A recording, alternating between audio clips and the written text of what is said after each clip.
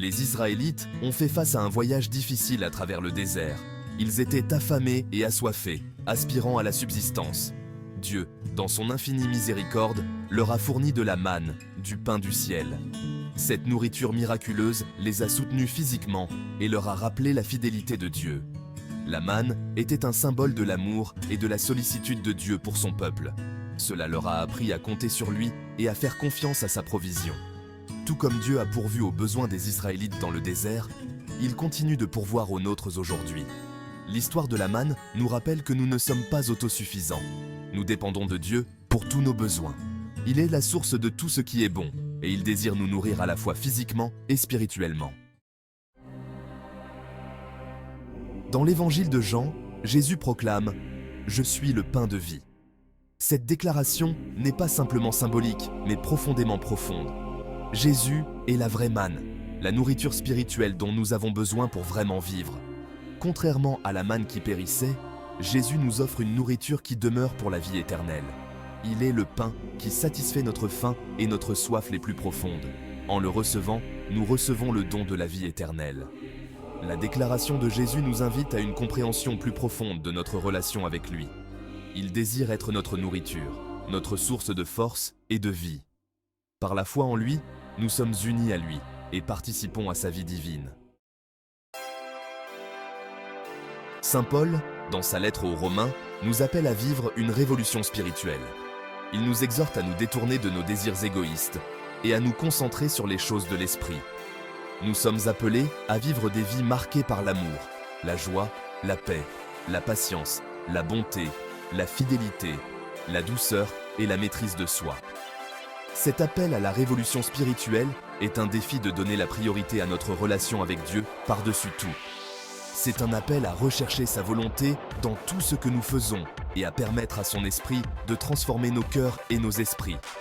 En adhérant à cette révolution spirituelle, nous nous alignons plus étroitement sur le plan de Dieu pour nos vies.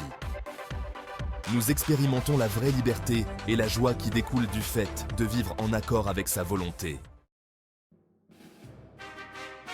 Section 4. L'Eucharistie, source de vie éternelle.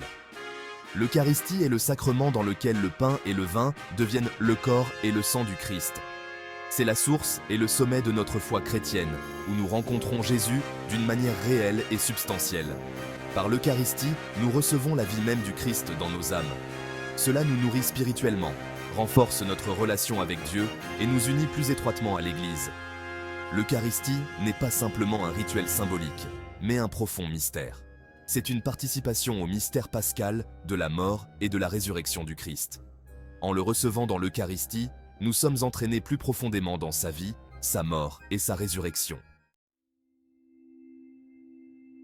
Section 5. Vivre à la lumière de l'Eucharistie.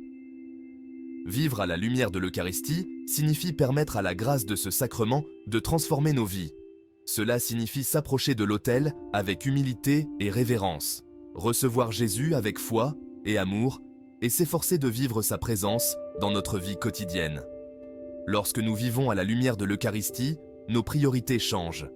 Nous devenons plus conscients des besoins des autres, plus indulgents, plus compatissants et plus engagés à vivre une vie de sainteté. L'Eucharistie n'est pas seulement quelque chose que nous faisons le dimanche, c'est un mode de vie.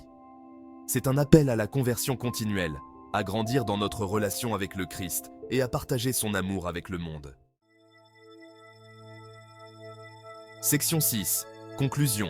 Rechercher une connexion plus profonde avec le Christ. L'histoire de la manne, la proclamation de Jésus comme pain de vie et l'appel de Saint Paul à la révolution spirituelle nous indiquent tous la même vérité, notre besoin de Dieu. Nous sommes créés pour la communion avec lui, et c'est en lui que nous trouvons le véritable accomplissement. Recherchons donc une connexion plus profonde avec le Christ, le vrai pain de vie. Approchons-nous de l'Eucharistie avec des cœurs remplis de foi et de désir, nous laissant transformer par sa grâce. Que nos vies soient un témoignage de la puissance transformatrice de l'Eucharistie, alors que nous nous efforçons de vivre comme ses disciples, partageant son amour et son espérance avec le monde.